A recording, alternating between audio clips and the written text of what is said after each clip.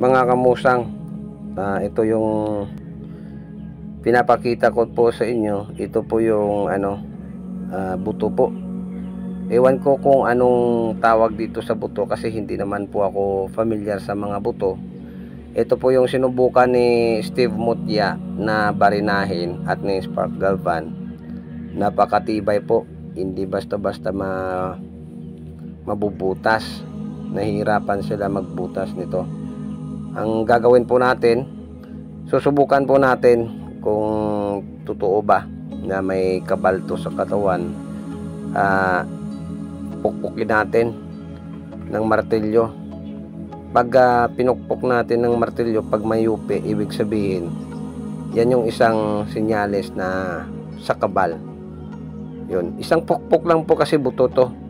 Pag pinilit natin, madudurog talaga. Pero pag mayupi lang, ibig sabihin kabal siya, para sa kabal. Okay. Okay, hawak. Focus lang dyan.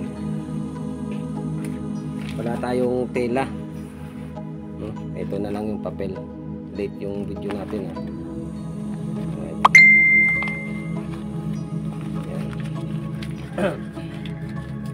Okay. Yan.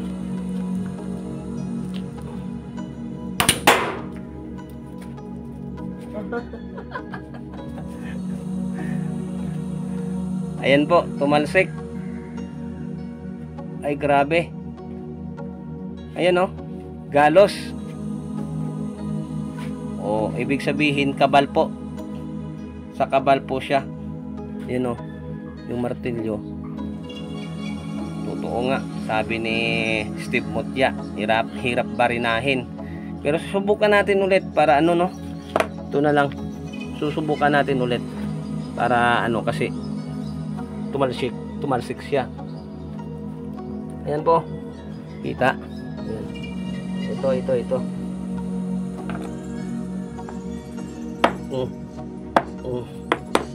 Yan. Ulitin natin baka hindi na tamaan no. Para sure. Ito. Isa pa. Oh, di ba? Ito ang tunay na kabal. May kabal po ito. Okay, subok na po ito.